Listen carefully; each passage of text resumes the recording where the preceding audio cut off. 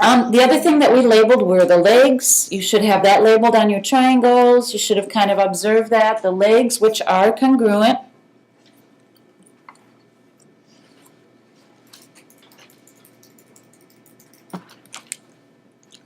And then the base angles look like that as well. All right? Now, what you should know is that you should know in an isosceles triangle, it kind of makes sense if you think about it. Kind of makes sense. Don't think too hard, but if these are equal, the opposite angles are then also going to be congruent, which is kind of what we just explored. Always in a triangle, the sides opposite the congruent sides, the angles opposite the congruent sides are going to be equal. They just are. That's the way it is.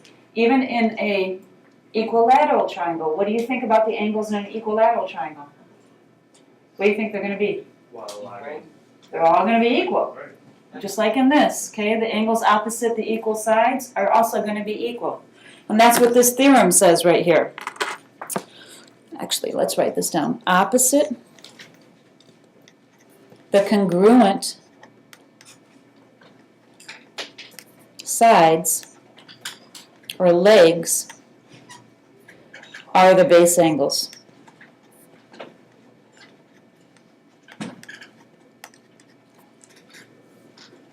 Opposite the congruent sides or legs are the base angles. So this is the base angle theorem. If two sides of a triangle are congruent, right here, then the angles opposite them are also congruent. Oh, but there's a converse. Remember, the converse is with parallel lines. In last chapter, they said if you have two parallel lines, then say the corresponding angles are going to be equal. And then we have the converse of that. We said if two corresponding angles are congruent, then we have parallel lines. It was like flipping the if-then. It's the same thing here.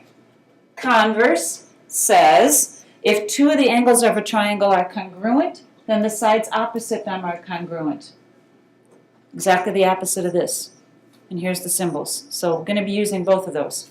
Now here's how we use it. All right, take a look at this picture. For these problems, always stop a second and look at the picture and say, what do I know? What do I know about this triangle here? What do I know? I think two are congruent. Yeah, I know that these two angles are congruent. Okay, if these two angles are congruent, that means that the sides opposite them are what? Congruent. Wait, let me say that again because I'm not sure everybody was paying attention. If these two angles are congruent, I know the sides opposite them are also congruent, which means that this side right here, if angle N is congruent to angle Q, then the side PN has to equal how much? How long is PN? 18. That's how you use it. Okay? All right. Let's look at this then. Again, what do you know about this triangle? What do you know about it? X and Y are congruent. Angle X is congruent to angle Z. Angle X is congruent to angle Z. So, Brendan, what can I say then about this to help me solve it? If angle X is congruent to Z, what can I say? Come on. Excuse me? 4x plus 3 equals 15. Yeah, 4x plus 3 is equal to 15. Subtract 3 from both sides, you get 4x equals 12, and then x equals how much? 3. 3. Using your algebra skills, you divide by 4, get x equals 3. Doable? Not too bad. Okay. Turn the page. There's more. All right, I need you to pay attention to this one because it's kind of a little different. So, it's not hard, it's just a little different. Let's take a look. It says that side FG, which is this side right here, this side is congruent to this side. So I'm going to put those little tick marks on there. Those two sides are congruent. Luke? Then I can say that what angle is congruent to what angle. If these two sides are congruent, what can I say? FG is congruent to F. Yeah, that means that this angle is congruent to this angle. Are Are you okay, Ms. Woodard?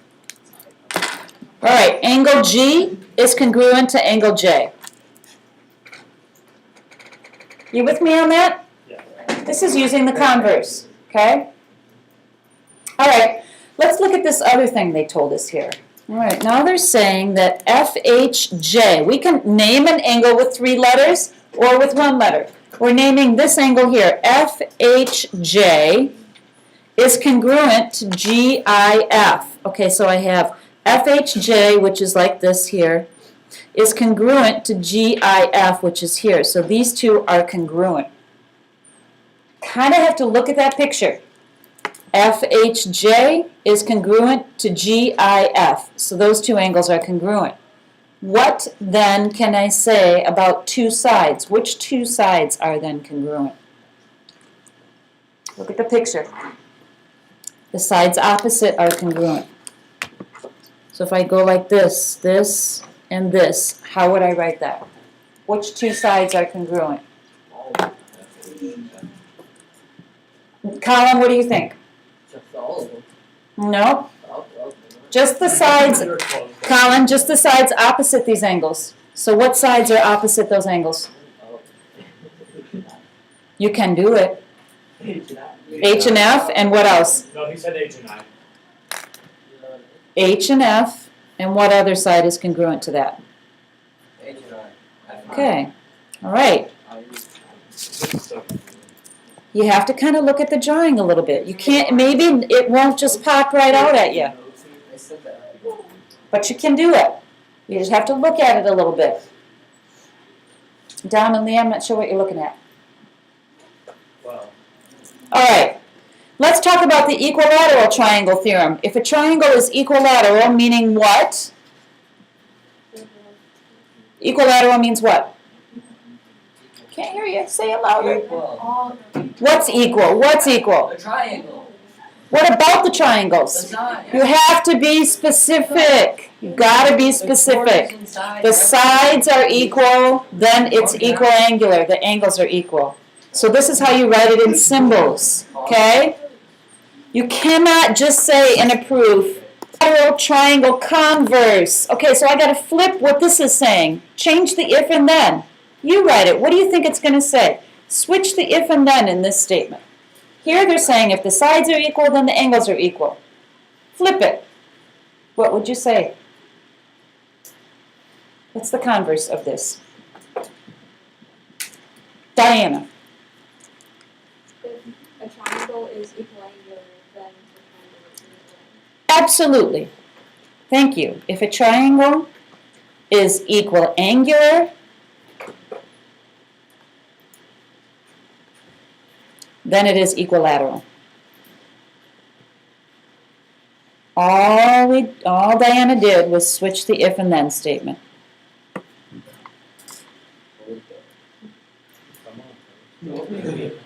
Okay, in symbols, if a triangle is equiangular, I gotta write it in symbols. I'm gonna say angle A is congruent to angle B, is congruent to angle C. I'm saying that all the angles are equal. Then I gotta say all the sides are congruent. Then AB is congruent to BC, is congruent to CA or AC, however you want to write it.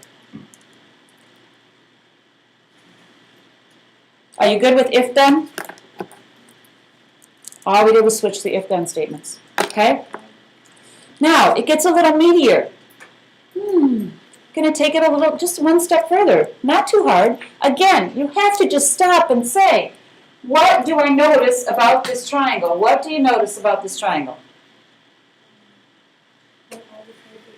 All the sides are equal, therefore all the what are equal? The angles are equal. Well, if this is 5x, then this is 5x, and this is 5x. Notice all the sides are equal. This is saying then all the opposite angles are equal. They're all equal. That's the first thing you know. The second thing you know about a triangle is what you did in 4.1. What else do you know about the angles of a triangle? They add up to 180. See how cool that is? Okay. So, I'm going to add these 3 angles up. And they equal 180. You have to use everything you've learned so far. It's not just one thing at a time. This is 15x equals 180. Divide by 15. X equals 12.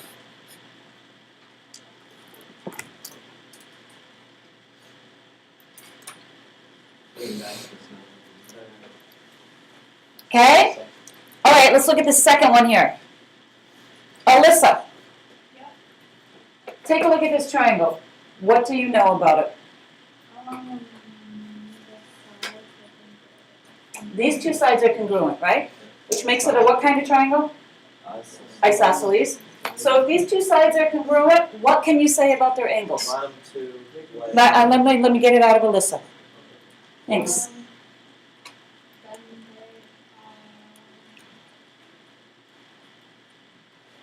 If I drew an arrow here, what does that tell you? These two what? Are what? These two angles are congruent. Right on. Oh, wait a minute. That means I can set this equal to this, correct? Oh, you're so clever. Isn't that nifty? Do it. Write it down. This is like magic. All right, let's do the math. We got to figure out what x is. So you have options. You can do anything here. I'm going to add 13. Make sure I add it to the same like term. 7x plus 18 equals 9x. Subtract 7x. 18 equals 2x. Divide by 2. X equals 9. Oh, but wait. There's more. I don't need just x. What do I need? Y. What could I do to get y? I got to do something. What do you know about the angles of a triangle? Okay, so what can I do with x to help me with that?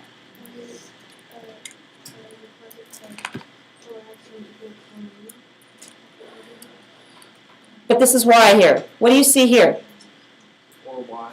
There's x's there, right? Ladies and gentlemen, you've got to plug that x into these equations. 7 times 9 plus 5. That's going to be 68. 7 times 9 plus 5, this is 68. If this is an isosceles triangle, what's this? 68.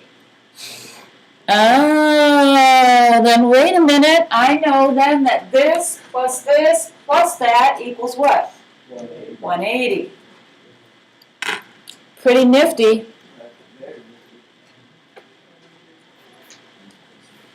So this was it's a meaty problem. It's taking everything you learned and kind of put it all together. Combine like terms. Subtract 136. 4y equals 44. 11. That's right, y equals 11. Now you have the x and the y, and you've done what you had to do. Putting it all together. Stop and look and see what you know about the triangles, and then start the algebra. Just a little bit more. Oh, this is a cool problem too. What is perimeter? Somebody tell me what perimeter is. Everything added up. All the sides added up. So my goal is to find out how long each of these sides are. Right? So Brandon, what do I know about this triangle? What do I know?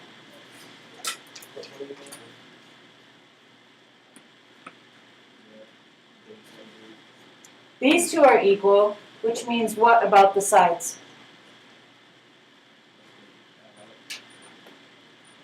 If I drew an arrow like this,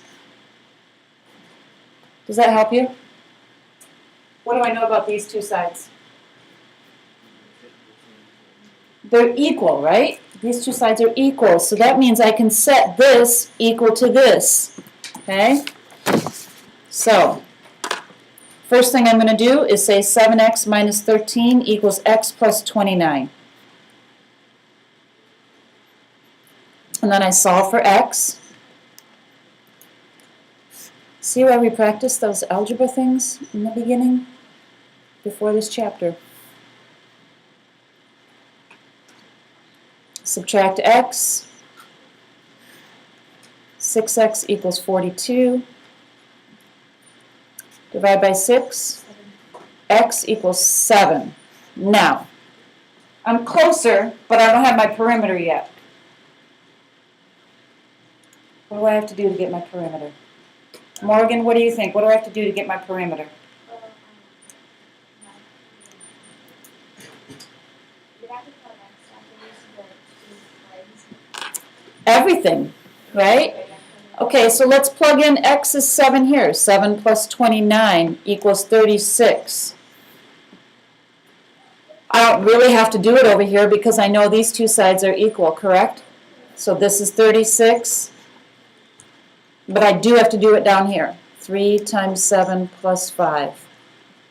What does that equal? 26. Okay, now one more step. What do I have to do to get the perimeter? Add them up. That's it. Perimeter is 36 plus 36 plus 26, which equals 98. There you go. Okay, good.